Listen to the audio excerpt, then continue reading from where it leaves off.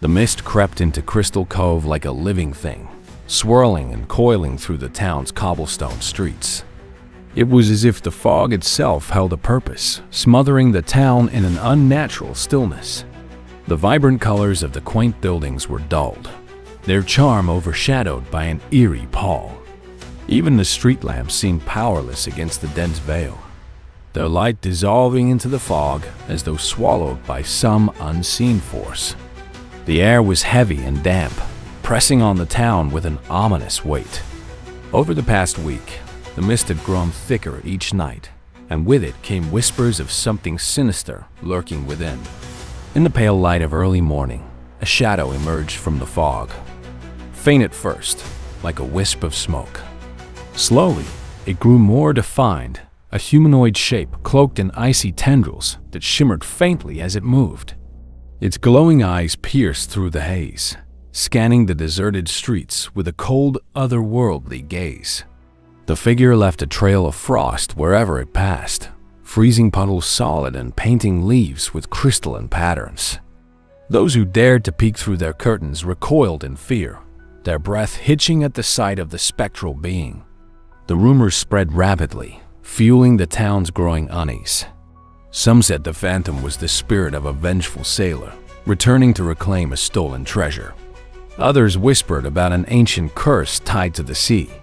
Theories ranged from the fantastical to the absurd, but one fact was undeniable. The phantom's presence was very real. Businesses closed early, and families barricaded themselves indoors as the mayor, visibly shaken, tried to reassure the town. "We will get to the bottom of this," he declared during a hastily organized town hall, but his trembling voice betrayed his own fear. While the town succumbed to panic, Velma remained focused. Her analytical mind was determined to find a logical explanation for the events unfolding in Crystal Cove. She spent hours in the local library, scouring dusty tomes and records in search of clues. It was there, hidden in the archives, that she stumbled upon an old leather-bound journal. The cover was cracked and weathered, but the contents were startlingly vivid. The journal recounted the tale of the Frosted Mariner, a legendary pirate ship that had vanished centuries ago in a violent ice storm near Crystal Cove. The author of the journal described eerie occurrences tied to the ship's disappearance. Ghostly figures appearing in the fog, icy winds that froze ships mid-voyage, and whispers of a treasure cursed to bring ruin to anyone who dared claim it. Velma's eyes narrowed as she turned the brittle pages. The icy trails, the spectral figure. "It all matches what's happening now," she murmured. Snapping the book shut, she knew she had to share her findings with the gang. Meanwhile, Daphne was captivated by the haunting beauty of the frost patterns left behind by the phantom. Each design was intricate and precise, resembling delicate snowflakes frozen in motion. Her fascination drove her to follow the icy trails, which led her to the outskirts of town, where the remnants of an old glass factory stood. The factory had been abandoned for decades, its shattered windows and rusting machinery a stark contrast to its once thriving days. Yet, there was something about the place that felt alive, as though the phantom's presence lingered within its walls. Daphne snapped photos of the frost patterns, comparing them to the designs etched into the broken glass of the factory's windows. The similarities were undeniable. This place is more than just an old factory, she thought, her instincts telling her it was a key piece of the puzzle. Returning to the van, she shared her findings with the rest of the gang. Fred, ever the strategist, listened intently, his mind already forming a plan of action. Under the cover of twilight, the gang ventured into the derelict factory. The building loomed against a foggy skyline, its towering silos casting long, menacing shadows. Shaggy and Scooby lagged behind, their reluctance palpable. "Why do we always end up in the creepiest places?" Shaggy muttered, clutching a sandwich for comfort. Scooby whimpered in agreement, his ears drooping as he glanced nervously at the darkened windows. Inside, the factory was a maze of rusted machinery and decaying walls. Cobwebs hung like forgotten memories, and the faint scent of mildew lingered in the air.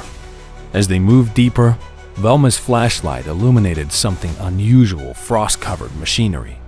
The patterns were deliberate, mirroring the designs Daphne had observed outside. These frost trails. They're too precise to be natural, Velma remarked. Someone or something is leaving them intentionally. Their search led them to a hidden door partially concealed behind a stack of crates. Fred pried it open, revealing a dark passage that stretched into the unknown. The moment the door creaked open, a gust of icy air rushed past them, carrying a faint, haunting whisper. "I vote we don't go in there," Shaggy said, stepping back. Before anyone could respond, the phantom appeared, its glowing eyes blazing in the darkness. Chaos erupted as the gang scattered. The gang's footsteps echoed through the factory as they fled. The phantom glided after them, its icy aura freezing everything in its path. Shaggy and Scooby ducked into a side room, slamming the door behind them. "This is why we stick to snacks, Scoob," Shaggy panted, pressing his back against the door. Meanwhile, Fred, Daphne, and Velma regrouped near the entrance, their minds racing to make sense of what they'd seen. Back at the van, Velma examined a shard of frosted glass Daphne had grabbed during the chaos. Embedded within the frost were traces of sea salt, further linking the phantom to the maritime legend of the Frosted Mariner. "We need to check the docks," Velma declared. Though hesitant, the gang agreed. The docks, steeped in history, had always been a place of mystery and danger. At the docks, the gang discovered a hidden network of tunnels beneath the boardwalk. The tunnels connected the marina to the glass factory, revealing an elaborate smuggling operation. Crates marked with the Frosted Mariner insignia were stacked neatly, their contents shrouded in secrecy. Velma unearthed a ledger detailing stolen goods and shipments, confirming that the phantom was a cover for criminal activity. Before they could investigate further, the phantom appeared once more, forcing them to act quickly. Fred set an ingenious trap using items from the crates, while Daphne distracted the phantom with a flare. Velma overloaded a freezer unit to create a dense fog, obscuring the gang as they ensnared the phantom in a reinforced net. As they cautiously approached, they pulled off the mask to reveal Gerald, the assistant to the factory's reclusive owner. Gerald's cooling suit and manipulations of the legend had allowed him to carry out his smuggling operation undetected. His greed and desperation had driven him to terrify the town. With Gerald's confession, the gang ensured the stolen artifacts were returned to their rightful owners. As the fog lifted and Crystal Cove returned to its usual charm, the townspeople celebrated Mystery Inc.'s bravery. Velma, reflecting on the power of myths, couldn't help but wonder what other legends might hold kernels of truth, waiting to be unraveled. When Evermore Park reopened after decades of abandonment, it seemed to exude an unsettling presence. The park's decrepit attractions flickered with sporadic light, casting eerie shadows across its dilapidated grounds. A thin mist curled around the pathways like ghostly tendrils, enveloping the area in an oppressive atmosphere. When Evermore Park reopened after decades of abandonment, it seemed to exude an unsettling presence. The park's decrepit attractions flickered with sporadic light, casting eerie shadows across its dilapidated grounds. A thin mist curled around the pathways like ghostly tendrils, enveloping the area in an oppressive atmosphere. Scooby and Shaggy hesitated at the gate, but the enticing scent of cotton candy finally lured them inside. Meanwhile, Velma scrutinized the tickets they had purchased, noting strange engravings that hinted at something deeper. Fred and Daphne decided to explore the carousel, its disjointed and eerie rhythm creating a mechanical wail that echoed across the empty grounds. The once colorful horses appeared grotesque in the flickering light, their chipped paint and warped forms adding to the unsettling scene. As they investigated, Velma uncovered coded instructions within the engravings on the tickets. Each clue seemed to point to the House of Mirrors, a centerpiece of the park's darker mysteries. Elsewhere, Scooby and Shaggy, drawn by the remnants of an abandoned popcorn cart, found their brief moment of relief shattered by a ghostly reflection that appeared in a nearby mirror. Their synchronized screams filled the air as they bolted away in terror. Inside the House of Mirrors, Scooby and Shaggy stumbled into a room where a reflection of a grotesque clown with glowing eyes and a wide, sinister grin greeted them. The distorted image appeared almost alive, sending chills down their spines. Meanwhile, Fred discovered an abandoned storeroom filled with rusted machinery and faded documents. Daphne, investigating a nearby area, came across an old, tattered notebook belonging to a former park employee. Back outside, Velma continued decoding the engravings on the tickets, realizing they pointed to a pivotal location where the park's chilling mystery would unravel. Fred regrouped the gang near the Ferris wheel, which creaked and turned slowly, as if propelled by an unseen force. Daphne found a still functional security camera system capturing intermittent footage of various parts of the park. Velma, poring over the notebook, pieced together details of a mysterious accident that had occurred decades ago. The notebook hinted at sabotage and unresolved vengeance.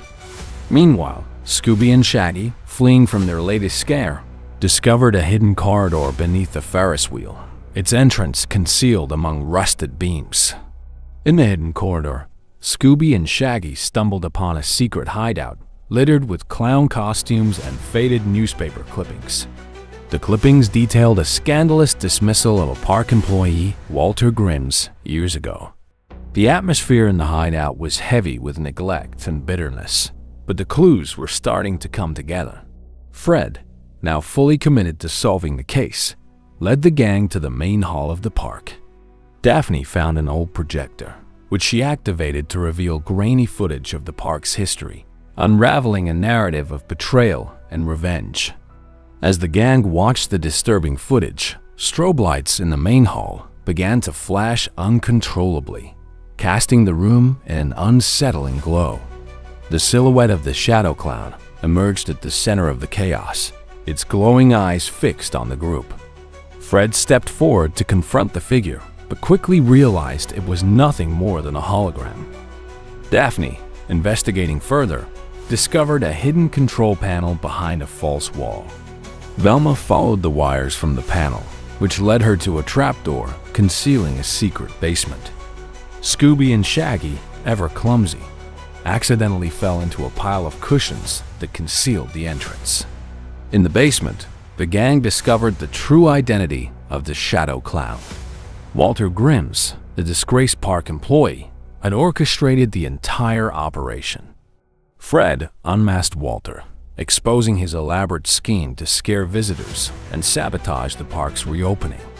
Daphne dismantled the holographic projection system to ensure it couldn't be used again, while Velma explained the high-tech methods Walter had employed to carry out his revenge. Scooby and Shaggy, relieved to find the clown was just a human, celebrated with their characteristic enthusiasm. With the mystery solved, the gang left Evermore Park, reflecting on the strange events that had unfolded. Velma organized the collected evidence, ensuring it would be handed over to authorities to hold Walter accountable for his actions. Fred commended the team's courage, while Daphne lightened the mood with a joke about needing a well-earned rest. Scooby and Shaggy, as always, focused on the feast awaiting them back at the Mystery Machine. As the gang exited the park, its lights flickered one final time before plunging into darkness. The silence that followed was almost deafening, and the eerie atmosphere remained, though the threat had been vanquished. Velma cast a lingering glance back at the park, her curiosity piqued by the possibility that some of its secrets might remain undiscovered. Scooby, relieved to be out of harm's way, hugged Shaggy, grateful for their safety. Back in the Mystery Machine, the gang settled into a moment of calm. Fred reviewed their case notes, ensuring every detail was recorded. Velma meticulously organized the digital evidence, while Daphne gazed out at the starry night, commenting on the beauty of the landscape. Scooby and Shaggy, oblivious to the moment's introspection, focused on devouring an oversized sandwich they had prepared. The camaraderie within the group felt stronger than ever after yet another mystery solved. A few days later, the team received news of Evermore Park's permanent closure. Fred remarked that it was the right decision to prevent future incidents, while Daphne speculated about what might be done with the land. Velma suggested keeping tabs on the area, just in case any new mysteries arose. Scooby and Shaggy, content with the resolution, hoped their next case would involve fewer scares and more snacks, prompting laughter from the group. As the gang resumed their journey, their focus shifted to new enigmas awaiting them. Fred's steadfast leadership continued to guide the group, while Daphne's resourcefulness and Velma's intellect proved invaluable. Scooby and Shaggy, though often fearful, remained loyal and ready to face the unknown with their friends. Their shared experiences at Evermore Park became another chapter in their growing legacy of solved mysteries. One quiet evening during a camping break, Fred shared his thoughts about their latest case. Daphne added that every solved mystery brought a sense of accomplishment and strengthened their bond. Velma proposed documenting their adventures in a book, capturing the details of their investigations. Scooby and Shaggy, ever practical, suggested including recipes for snacks, sparking laughter from the group. The relaxed atmosphere reaffirmed the closeness of their friendship. However, as the group sat around the campfire, a distant noise broke the stillness of the night. Fred, ever vigilant, suggested investigating the sound, and Velma quickly grabbed her flashlight. Daphne, with a cautious expression, prepared her bag in case they needed supplies. Scooby and Shaggy, reluctant as always, tried to hide behind the van. Yet the group's curiosity and shared determination led them toward the source of the noise, ready to face whatever lay ahead. The sound turned out to be nothing more than the wind rattling an old, rusted sign, prompting a collective sigh of relief. As the gang returned to the fire, Fred declared with confidence that as long as they were together, they could face any challenge. Daphne smiled warmly, Velma nodded in agreement, and Scooby and Shaggy cheered with their signature, Scooby-Dooby-Doo. The night ended with laughter, the gang's unwavering friendship shining brightly as they prepared for the next chapter in their journey.